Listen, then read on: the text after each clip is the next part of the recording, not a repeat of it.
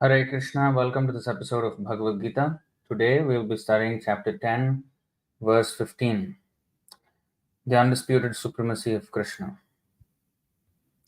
Alright, so let's say our prayers first, and then we will start. Om Namo Bhagavate Vasudevaya. Om Namo Bhagavate Vasudevaya. Om Namo Bhagavate Vasudevaya. Om Ajnanatimirandhasya Jnananjana-shalakaya चक्षुरुन्मीलितं येन तस्मै श्रीगुरवे नमः। श्रीचैतन्यमनोभीष्टं स्थापितं येन भूतले स्वयं रूपः कदा मह्यं ददाति स्वपदान्तिकं। वन्देऽहं श्रीगुरो श्रीयुतपदकमलं श्रीगुरुन् वैष्णवांश्च श्रीरूपं साग्रजातं सहगणरघुनाथान्वितं तं सजीवम् साद्वैतं सावधूतं परिजनसहितं कृष्णचैतन्यदेवं श्रीराधाकृष्णपादान् सहगणललिता श्रीविशाखान्वितांश्च। हे कृष्णकरुणा सिन्धो दीनबन्धो जगत्पते गोपेश गोपिकान्त राधाकान्त नमोऽस्तु ते। तप्तकाञ्चन गौराङ्गी राधे वृन्दावनेश्वरी वृषभानुसुते देवी प्रणमामि हरिप्रिये। वाञ्छाकल्पतरुभ्यश्च कृपासिन्धुभ्य एव च पतितानां पावनेभ्यो वैष्णवेभ्यो नमो नमः। नमो विष्णुपादाय कृष्णप्रेष्ठाय भूतले श्रीमते भक्तिवेदान्त स्वामिनिति नामिने। नमस्ते सरस्वतीदेवे गौरवाणी प्रचारिणे निर्विशेषशून्यवादी पाश्चात्यदेशतारिणे। जय श्रीकृष्ण चैतन्य प्रभु नित्यानन्द श्री अद्वैत गदाधर श्रीवासादि गौरभक्तवृन्द। हरे Krishna Krishna Krishna Hare Hare Hare Ram Ram Ram Hare Hare.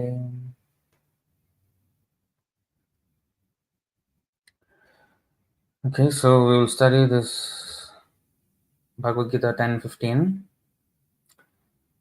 svayam evātmanātmānaṁ vettha tvaṁ puruṣottama bhūta-bhāvana bhūteśa deva-deva jagat-pate. Arjuna is speaking this. Svayam, personally, eva, certainly, atmana, by yourself, atmanam, yourself, vettha, no, tvaṁ, you, puruṣottama, O greatest of all persons, bhūta-bhāvana, O origin of everything, bhūteśa, O Lord of everything, deva-deva, O Lord of all demigods, jagat-pate, O Lord of the entire universe. Translation and purport by His Divine Grace A.C. Bhaktivedanta Swami, Srila Prabhupada ki jai. Translation. Indeed, you alone know yourself by your own internal potency, O Supreme Person, origin of all, Lord of all beings, God of gods, and Lord of the universe. Purport. The Supreme Lord, Krishna, can be known by persons who are in a relationship with Him through the discharge of devotional service, like Arjuna and his followers. Persons of demonic or atheistic mentality cannot know Krishna. Mental speculation that leads one away from the Supreme Lord is a serious sin, and one who does not know Krishna should not try to comment on Bhagavad-gītā. Bhagavad-gītā is the statement of Krishna, and since it is the science of Krishna, it should be understood from Krishna as Arjuna understood it. It should not be received from atheistic persons. As stated in Srimad Bhagavatam 1-11, Vadanti tat tattvavidas tattvam yajnanamadvayam brahmeti paramatmeti bhagavaniti shabdyate. The supreme truth is realized in three aspects: as impersonal Brahman, localized Paramatma, and at last as the Supreme Personality of Godhead. So, at the last stage of understanding the Absolute Truth, one comes to the Supreme Personality of Godhead. A common man or even a liberated man who has realized impersonal Brahman or localized Paramatma may not understand God's personality. Such men, therefore, may endeavor to understand the Supreme Person from the verses of Bhagavad-gītā, which are being spoken by this person, Krishna. Sometimes the impersonalists accept Krishna as Bhagavan, or they accept his authority. Yet, many liberated persons cannot understand Krishna as puruṣottama, the Supreme Person. Therefore, Arjuna addresses him as puruṣottama. Yet, one still may not understand that Krishna is the father of all living entities. Therefore, Arjuna addresses him as bhūta-bhāvana. And if one comes to know him as the father of all living entities, still one may not know him as the supreme controller. Therefore, he is addressed here as bhūteśa, the supreme controller of everyone. And even if one knows Krishna as the supreme controller of all living entities, still one may not know that he is the origin of all the demigods. Therefore, he is addressed here as deva-deva, the worshipful god of all demigods. And even if one knows him as the worshipful god of all demigods, one may not know that he is the supreme proprietor of everything. Therefore, he is addressed as jagat-pate. Thus, the truth about Krishna is established in this verse by the realization of Arjuna, and we should follow in the footsteps of Arjuna to understand Krishna as he is.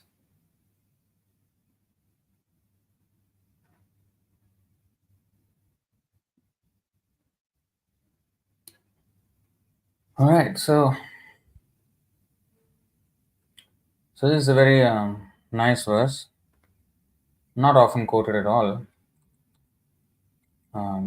but very nice purport Srila Prabhupada has given on why pure devotees choose their words of glorification for the Lord. That's why the Supreme Lord is called Uttama Shloka. That means he is worshipped by the choicest of words. And every word has meaning here. So let's try to understand. Svayam evātmanātmānaṁ vettha. Vettha tvaṁ. So Krishna understands himself by his own internal potency. In fact, here it is said, you alone know yourself by your own internal potency, O Supreme Person. So Krishna does not need a guru. This is the difference. Even if we want to know about ourselves, even though we are not supreme, we are completely minuscule in size and capacity. Even for ourselves, to understand ourselves, we need somebody else to explain who we are. Forget about knowing the Lord. We don't even know who we are. The Lord has to explain it to us, either directly or through the medium of the bona fide spiritual master, Guru. So, that is our position. What is that? Nitya prema sadhyaka bhuna. Nitya siddha Krishna prema sadhyaka bhunai. Shravanadhi shuddha chitte kore uday. So we are eternally self-realized originally, and our love for Krishna is also there eternally. But these two things are dormant now, covered by ignorance, and by constant hearing and learning and applying it in devotional service to Krishna, these layers of dust of ignorance will be removed, and our true nature, which is to love Krishna unconditionally, will become manifest. So, then we can understand ourselves and understand Krishna. But to remove that dust, Krishna has to come to help us through his holy name, Chetodarpanamarjanam. So, by chanting his holy name, our dust in the heart gets cleared, and we slowly begin to understand who Krishna really is, and who we really are, what is our relationship, and what to do in regards to our relationship with Krishna. We will know all these things in due course. So, In short, we need help to. In fact, there is this verse. Um, Snugopal Prabhu always quotes this.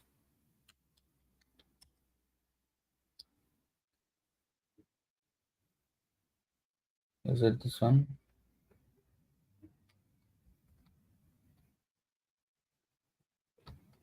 Yeah. Okay. Okay. This is one of them. One who has obtained pure devotional service by association with my devotees always engages in worshipping me. Thus, he very easily go to my abode, which is revealed by my pure devotees.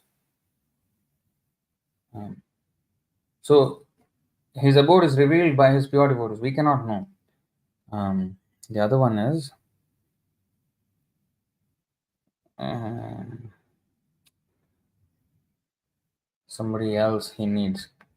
What is that verse?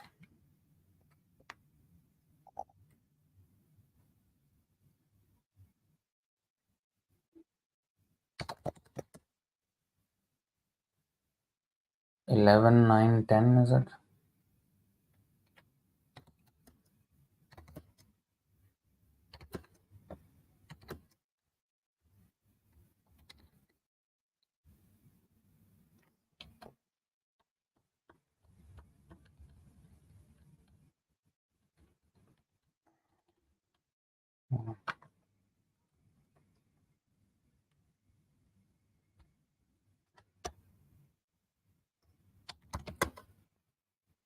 Other.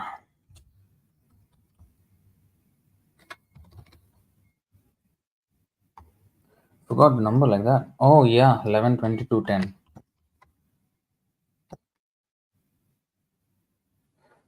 Yes. अनाद्यविद्यायुक्तस्य पुरुषस्यात्मवेदनं स्वतो न सम्भवादन्यस्तत्त्वज्ञो तत्त्वज्ञो ज्ञानदो भवेत्. Because a person who has been covered by ignorance since time immemorial is not capable of effecting his own self-realization, there must be some other personality who is in factual knowledge of the absolute truth and can impart this knowledge to him. So this is our position, you see. We cannot release ourselves from this ignorance. We cannot effect our own self realization, and therefore there must be some other personality, and that is the Guru. So that is our condition. Whereas Krishna is explained in the first verse of Srimad Bhagavatam.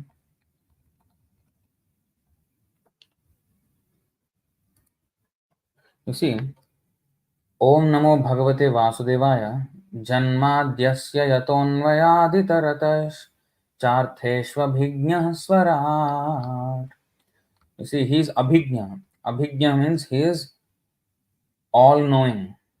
He knows everything. He knows himself. He knows all his energies. He knows every one of us in full. And how did he come to know? Because when we come to know something, it is only because of our education. Whether it's through the formal education system or, um, observing others and observing the world. So we learn and then we know. We cannot know without learning. But Krishna is Swarat. So he is not dependent on a teacher, he is not dependent on anyone. Although when he comes here, he does accept a teacher, guru, to show us the example that however great you are, you have to accept a guru, otherwise you are a nonsense. You're not even a human being. So to show that he takes guru, but he doesn't need one. Hmm. He is in knowledge of himself, Abhignya Swarat. And here also, Arjuna today he says the same thing. Svayam evātmanātmānaṁ vettha tvaṁ puruṣottama. Svayam. That means there's no one teaching him about him. Forget about ourselves. Even our body, we don't even know. We have to learn doctor, like MBBS, 6 years or something. And even then, we are only specialists in one small field of the body. We don't even know. We don't know many things. Even after all that PhD or whatever, we still do not know how the body is powered by the soul.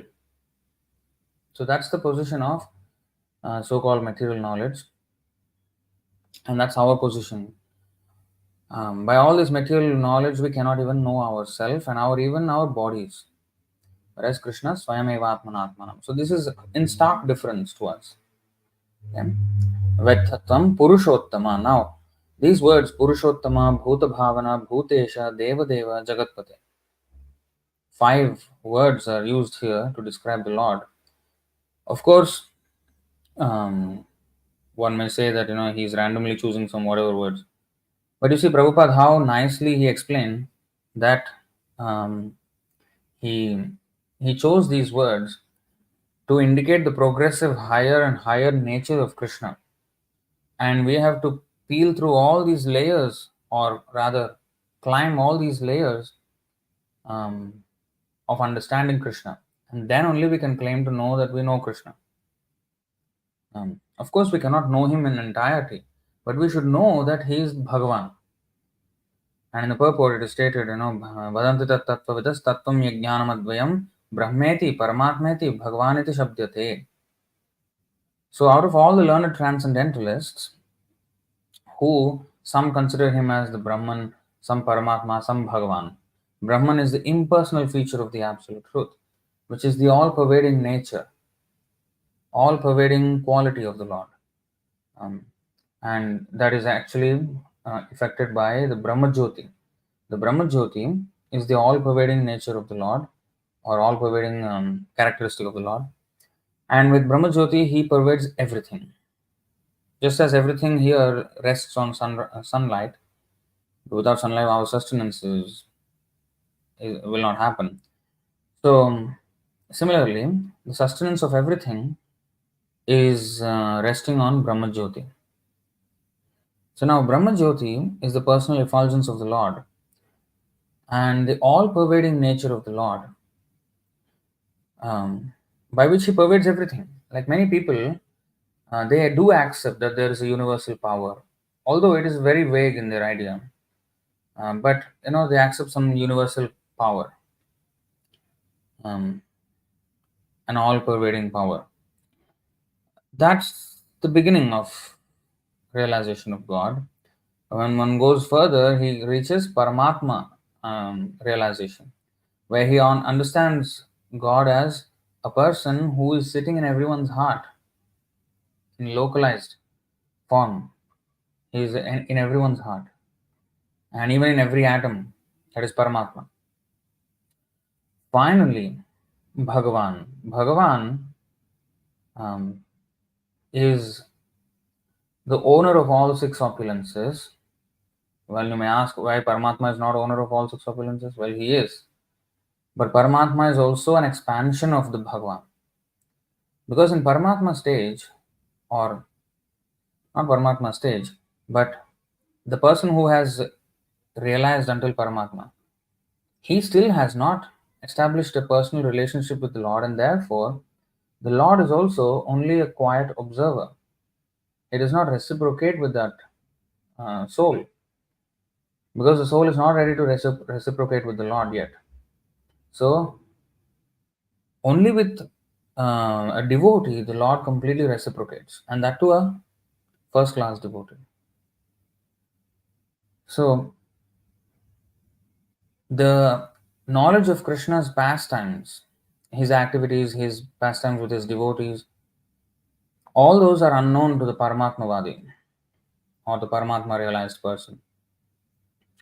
He only knows that the Lord is, he is witness, he is the sanctioner, so he punishes or rewards us. Still a very distant relationship with the Lord.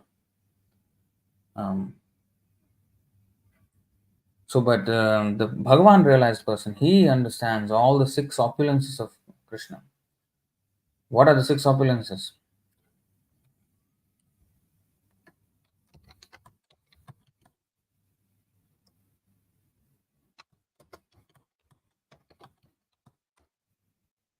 So Vishnu Puran 6.5.74, see, quoted in the SSR, Science of Self-Realization book, Aishwaryasya samagrasya viryasya yashasasriyah jnana vairagyayoschaiva shannam bhaga itingana. Vishnu Puran 6.5.74. Bhagavan, the Supreme Personality of Godhead, is thus defined by Parashar Muni as one who is full in six opulences. When we say full, in infinite quantity. Full, who is full in six opulences, who has full strength, fame, wealth, knowledge, beauty, and renunciation.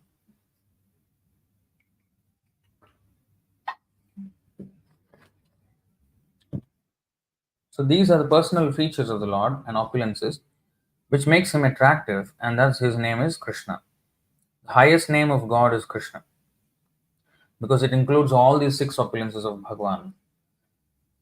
So now, that Bhagavan realized person is a devotee. Unless one is a devotee, I cannot understand Bhagavan.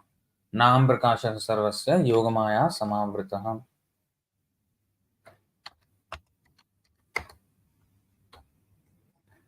Mudhoyam nabhijanate loko mam ajam avyayam. I am never manifest to the foolish and unintelligent. For them, I am covered by my internal potency, and therefore they do not know that I am unborn and inexhaustible. So this is the position of those who are not devotees. For the devotees, even if the Lord wants to hide, he cannot hide from them. उल्लङ्घित त्रिविधसीम समातिशायि सम्भावनं तव परिव्रढिमस्वभावं मायाबलेन भवतापि निगुह्यमानं पश्यन्ति केचिदनिशं त्वदनन्यभावाः. O my Lord, everything within material nature is limited by time, space, and thought. Your characteristics, however, being unequaled and unsurpassed, are always transcendental to such limitations. You sometimes cover such characteristics by your own energy, but nevertheless, your unalloyed devotees are always able to see you under all circumstances.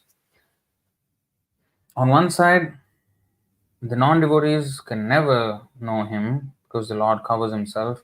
On the other side, however much the Lord may try, he cannot cover himself from his devotees, and they will find him out. So, and vettha, today the word is used, vettha.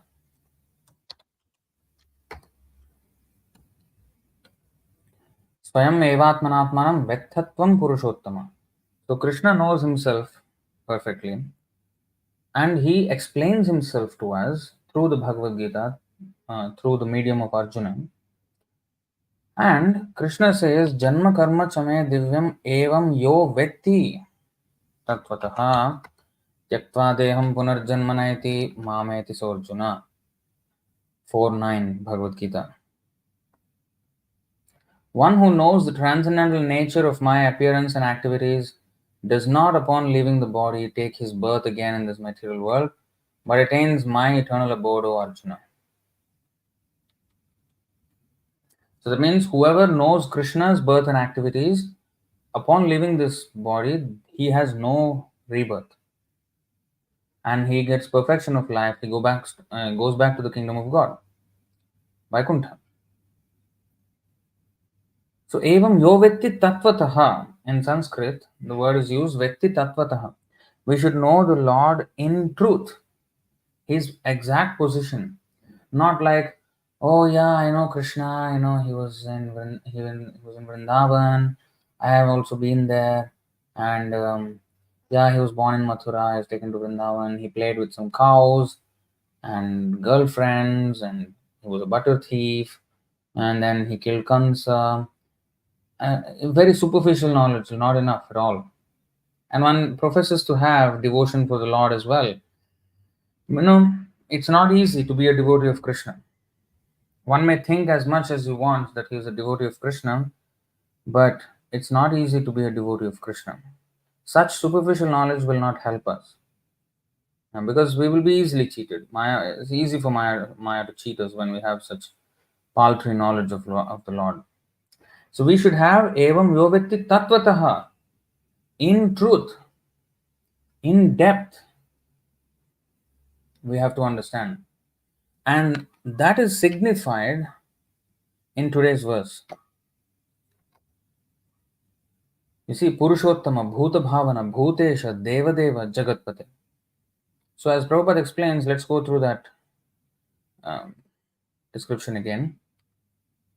You see, mental speculation that leads one away from the Supreme Lord is a serious sin, and one who does not know Krishna should not try to comment on Bhagavad-gītā. Bhagavad-gītā is a statement of Krishna, and since it is the science of Krishna, it should be understood from Krishna as Arjuna understood it. It should not be received from atheistic persons. So this is the problem with these people. They don't even know him first, don't know Krishna first, but then they speak on Bhagavad-gītā as if they are very big, learned jnanis. All rascals. So, going down, you see here, a common or even a liberated man who has realized impersonal Brahman or localized Paramatma may not understand God's personality. You see, he does not know God as a person.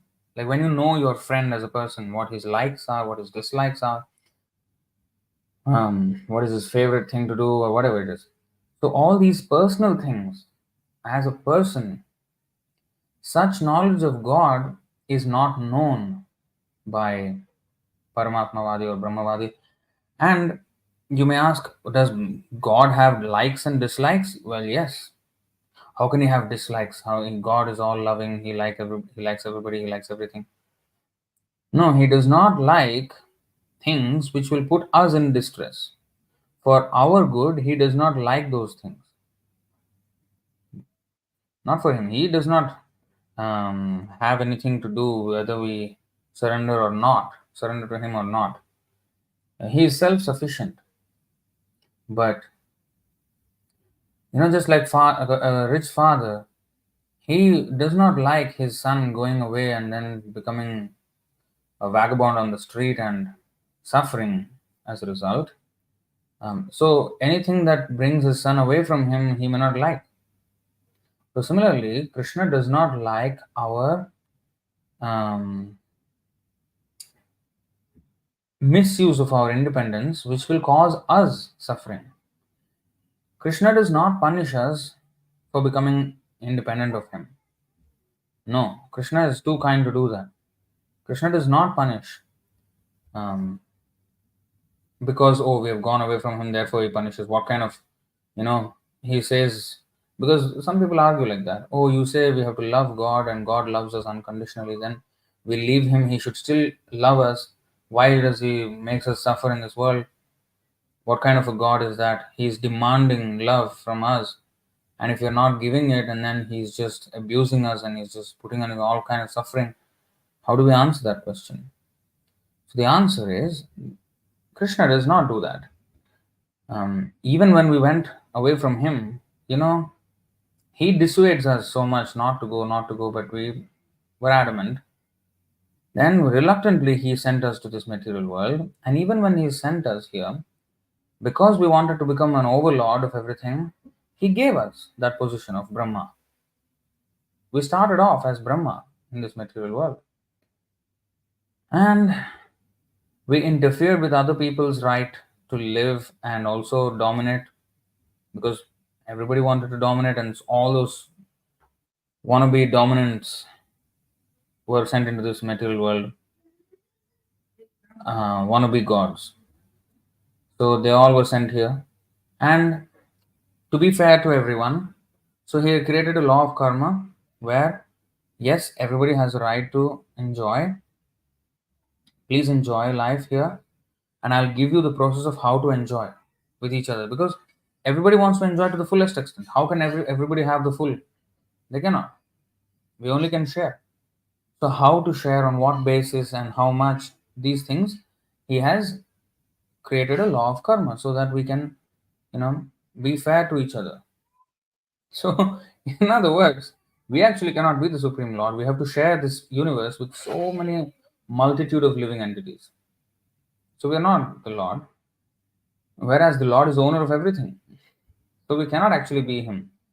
But because of our wrong desire, he sent us, okay, you know what, you start off as Brahma, overlord of the entire universe. And we made mistake after mistake after mistake after mistake, and we went down the evolutionary cycle, the cycle of, the ladder of species, and we went as low as the worm in the stool or the bacteria or virus.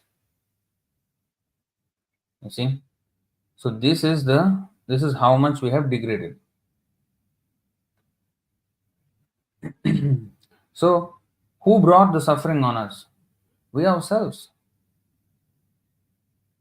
We have to be punished for something, for wrongdoing, and that's what it is. It's like father sometimes has to punish the child to correct him. So that way, the Lord is punishing us.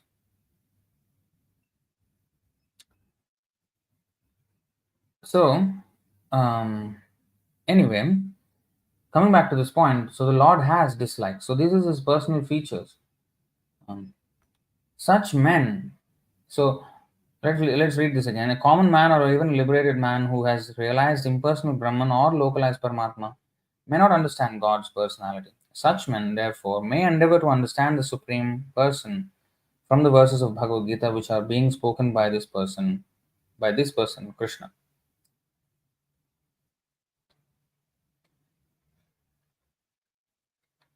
So sometimes the impersonalists, now here we see the gradation.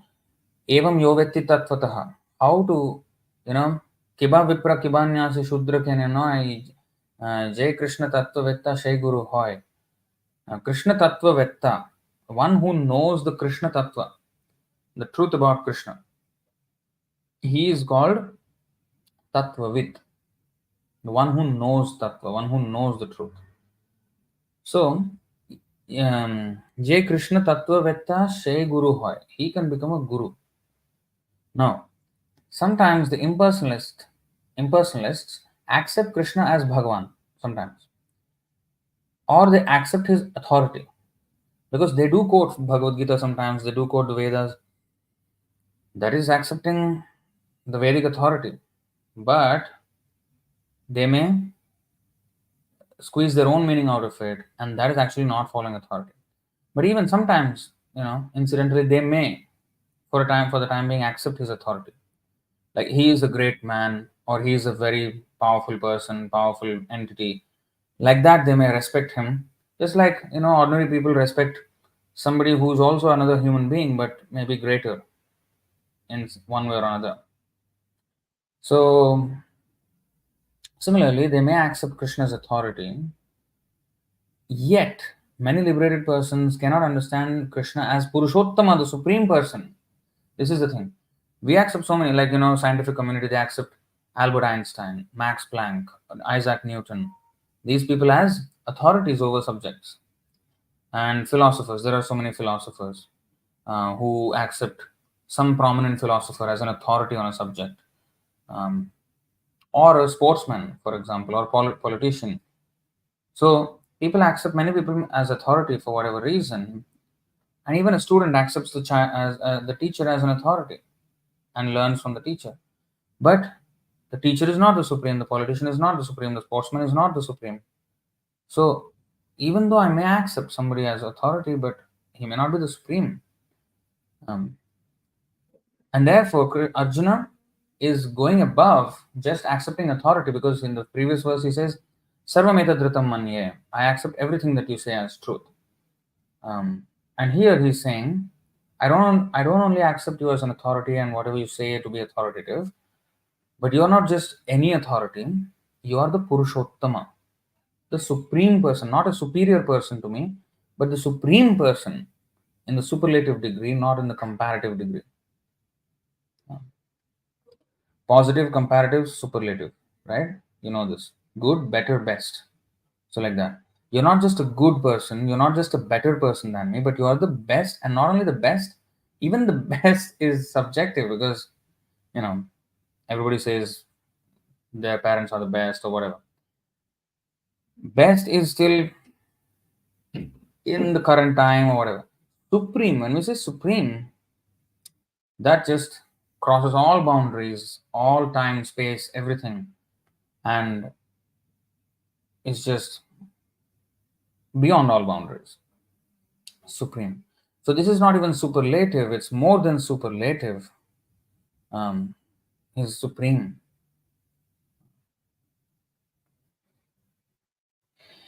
So, yet many liberated persons cannot understand that Krishna is Puruṣottama, the supreme person. Therefore, Arjuna addresses him as Puruṣottama. Yet, so even if one accepts him as Puruṣottama, yet one still may not understand that Krishna is the father of all living entities. Oh, he is supreme, but then he is also the father. He is not in competition with us. He is in compassion for us. So supreme means like mm, superior, supreme, like that. But that is like a competition. Uttama means transcendental, supreme. That is in comparison to us. But he's not in competition with us. He is, he has compassion for us, like a father. Um, so that is endearing, because usually you hate your competition. You're envious of your competition, jealous of your competition. So the jivas, we living entities, have developed a sense of envy, jealousy, or competitiveness towards Krishna, and which is why we left him and came into this world since time immemorial. Now we have to make our way back. So, how do we do that? Not just to accept his supremacy, and if we do not know any further, if we do not know any better, we might again fall into the same trap of why is he supreme? I want to be the supreme. No, he's actually our father. Oh wow, he actually loves us. He's not actually competing with us. He's there to help us. In fact, he always helps us. Without his help, we cannot even exist. So his father. Next. Then, therefore, Arjuna addresses him as bhūta-bhāvana. Um, so bhūta-bhāvana means father. Bhuta means jiva bhuta. Of course, bhuta means also the panch mahabhuta of the material world, and then the three sukshma bhuta, mind, intelligence, and ego. Those are inferior energies, yes. But bhuta is also means jiva bhuta. We are actually jiva bhuta, the superior energy of Krishna. So now, once he's known as the father, and if one comes to know him as the father of all the living entities, still one may not know him as the supreme controller. Therefore, he is addressed here as bhūteśa. So he's not just the best among all. He's not just our father, but he's a supreme controller. Our father may not be the supreme controller. Right? He's not. Every one of us have fathers and father and mother, but they're not supreme controller. But he is a supreme controller of everything as well.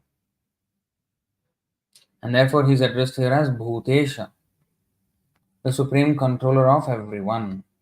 And even if one knows Krishna as the supreme controller of all living entities, still one may not know that he is the origin of all the demigods, because even then, oh, he's supreme controller. Still there may be this doubt, maybe that, oh, Brahma, Vishnu, Maheshwar, they are all, of the same thing. Or Adi Parashakti. Some people argue that the Parashakti is the supreme, even higher than Vishnu. In this way, they think. So, but to understand that Krishna is the origin of all the demigods, that is even higher. He's not a supreme controller on par with others. No. Asamordhva. Mattaha parataram nanyat. Nobody equal to or above him. He is a supreme. He is addressed here as deva-deva, the worshipful god of all demigods. That means even the devatas worship him. Deva-deva. And even if one knows him as a worshipful god of all demigods, one may not know that he is the supreme proprietor of everything.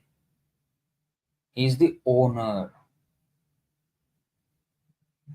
Not only controller. Like controlling means like a manager of an enterprise.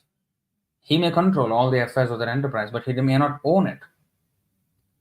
He is employed by the owner to manage it. So he may be the controller, but he himself is owned, and his entire enterprise is owned by the owner. So he's the controller and he's the God of all gods and he's the owner of everything, proprietor. And therefore he is addressed as jagat-pate. Thus the truth about Krishna is established in this verse by the realization of Arjuna, and thus we should follow in the footsteps of Arjuna to understand Krishna as he is. So you see how many layers we have to unpack before we can claim to say that we are Krishna Tattvavit or we know Krishna. We do not know actually. We may theoretically accept, which is why Arjuna asks after this, show me, like I'll just show you those verses. Let's look at 10:16. You see here he says, please tell me in detail of your divine opulences by which you pervade all these worlds. Now, and let me go to the 17th also, and then I will explain. O Krishna, O Supreme Mystic, how shall I constantly think of you? And how shall I know you? In what various forms are you to be remembered, O Supreme Personality of Godhead? See? So now, having established the supremacy of Krishna, okay, he's all supreme and everything, okay, fine. So now what I should do? How should I constantly think of you? How shall I know you? In what various forms are you to be remembered? So now comes what I need to do. You see, this is the 10th chapter of Bhagavad-gītā, where less than half of 10th chapter finished. Now, 8 more chapters are there for the Bhagavad-gītā to completely finish. So here in 10:14, Arjuna already said, Sarvam etadritam manya, I accept everything that you say, Krishna. So Bhagavad-gītā should have been finished by here. Why it did not finish? Because Sambandha was established by this time.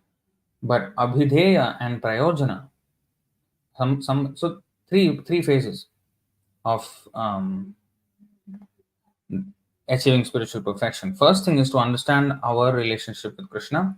Next thing is, this is called Sambandha, our relationship with Krishna. Then comes Abhideya, which is one's actions based on that relationship, cultivating that relationship.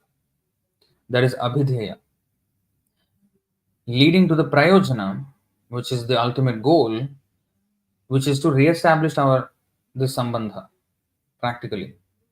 In Sambandha stage, we have theoretically understood that, okay, this is our relationship with Krishna, where he's eternal servants, we have to serve him. And he is the supreme, he is this and that, like all these words that Arjuna used in today's verse. Puruṣottama, what is that? So many words he used. Puruṣottama, bhūta-bhāvana, bhūteśa, deva-deva, and jagat-pate. So all these things we have to understand about Krishna. Then once we understand that, oh, Krishna is so great, I am so small, so I am his eternal servant, so I should serve.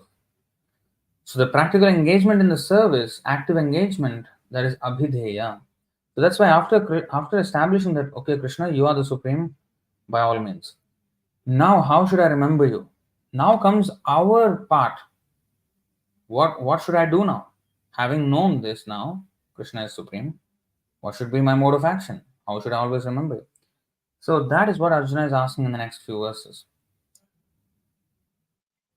So finally he says, what does he say in the 18th chapter? Karishye vachanam tava, 1873. I will do whatever you say. So these two things are perfection. And then comes action. The war started after that. So ours is not just commandments. Many people think religion means just a list of commandments. Okay, you do this, you do that, don't do this, don't do that. You do this, you reach me, you don't do this, you go to hell. So this is what people think religion is. But no. That's why Prabhupada said religion and philosophy should be together. People nowadays follow just religion, just rituals, without any philosophical understanding. Or they like to speculate on philosophy philosophically try to speculate on life and the truth without religion, without accepting the authority of God, simply speculating on their own, the strength of their own tiny brains, infertile brains. I should add that adjective. They want to speculate. So Prabhupada said, philosophy without religion is just dry speculation, and religion without philosophy is just fanaticism. So it's just fanaticism or dry speculation. Religion and philosophy should be there. So we should not only, religion does not mean just the commandments. Krishna also cares to philosophically, logically, scientifically explain why we should act in a certain way, why he is God, how we are his servants, and how exactly to act. So when talking about our action, that's why later on you will see all those chapters. There's devotional service. That is explained in the end of 11th chapter and also the 12th chapter. And then the 13th chapter goes on to speak about kshetra, how to use. Okay, that is all devotional service. But how can I act while I'm in this body? What should I do? So this body is kshetra. We are kshetrajna. Again, clarifying our position and how we should stay away from those things which keep us away from God. And what are the things? There are different degrees to which we are kept away from God, affected by the three modes of material nature. Mode of goodness, we are still far from God, but closest in the material world. Then comes passion, then comes ignorance, sattvic, rajasic, tamasic. So these dictate the degrees to which we are away from God. So these three modes of material nature are explained in the 14th chapter. And again, 15th chapter, again, puruṣottama yoga, which is again the supremacy of the Lord, reiterated again. And then 16th, the divine and demoniac natures of different beings and how we should act on the authority of scriptures. Because if we have to act on the authority of God, because accepting him as supreme, then he has left these books for us. In the 15th chapter, he says, vettha sarvair ahameva vedya. By all the Vedas, I am to be known. So you should study the Vedas and know me. I have left these Vedas for you. I have compiled the Vedas. And I am the knower of the Vedas, and you should know the Vedas too. And then 16th chapter, he goes on, divine and demoniac natures. You see, if you don't, then what sort of mode of action you will have? And if you follow me, what sort of life you will have? What sort of qualities you will have? And what a demon has, and what kind of qualities a demon has, and what will be the destinations of these two. And one, the demoniac, he chooses to act without the authority of scripture, and the devotees, they act on the authority of scripture. So this is the end of 16th chapter. And then 17th chapter, again, he covers the three modes in more detail, and then summarizes everything in the 18th chapter, and then finally comes to the ultimate conclusion, which is sarva dharman parityajya mamekam sharanam vraja aham tvaṁ sarva papebhyo mokshayishyami ma suchaha. And then Arjuna says, yes, I agree. I will do whatever you say. I surrender to you completely. So this is the progression of the Bhagavad-gītā dialogue. So we have to understand all these things, and then we can be better situated and more solidly established in our Krishna consciousness. That's why we should read books. If we just have a superficial knowledge, we will not go deeper into this understanding, and we will not be able to see. That's why Arjuna says, how can I always think of you? What is the correct way of thinking? Because I am in this material world. Yeah, you are all this supreme and all, but that seems far, far, far away, like distanced away from me. Like, how can I achieve you in today's context? I mean, as I am going about my life, what are the things that can remind me of you? Like, how? So since he's the owner of everything, since everything is his energies, so by seeing his energies, we can remind ourselves of the owner of those energies. Just like the mother, who sees all the toys of the child and she keeps them all nicely in one place and in organized way. Why is a grown woman, an adult female, worrying about keeping the toys in order? Like, why is she even interested in the toys? She's not, personally. But because they belong to the child and because she loves the child, and therefore every toy will remind her of the child. Oh, this, he plays like that, he plays like this. And then she keeps everything nicely organized for her child. So similarly, a devotee, he at the present moment we cannot see God right away, right? But we can see his energies everywhere. And everything should remind us of Krishna. So then Krishna will see that, oh, he's making so much effort to understand me. So I will reveal myself to him more and more and more. The more we think of him, the more he reveals himself to us. So that's the whole point. All right. So I will end the session here. Quite a short session, I would say, today. And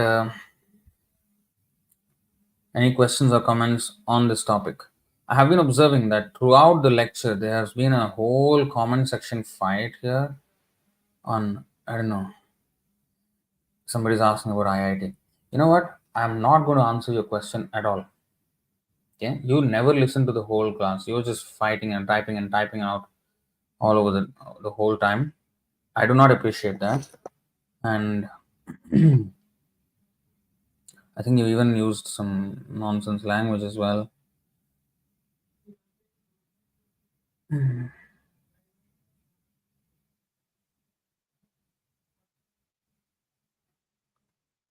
Let's see if there are any relevant questions. Only ask relevant questions, please.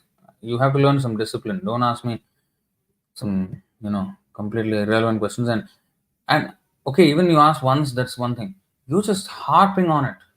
You're just harping on it the entire duration of the class. Just disturbing. Yeah. So I don't appreciate that.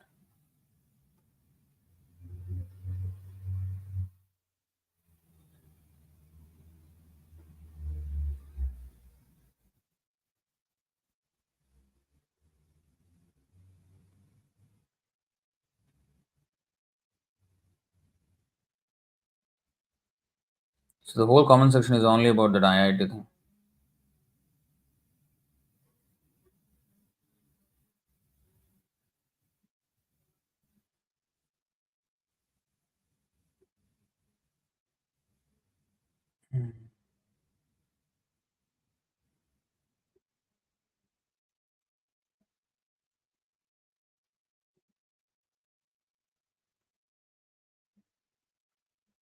Hmm.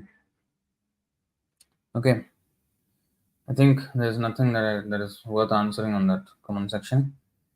All right, so I'll just end it here. Thank you very much. Hare Krishna. Jai Srimad Bhagavad Gita ki jai, Srila Prabhupada ki jai, Nitai Gaur Premanande, Hari Hari Bol. Hare Krishna.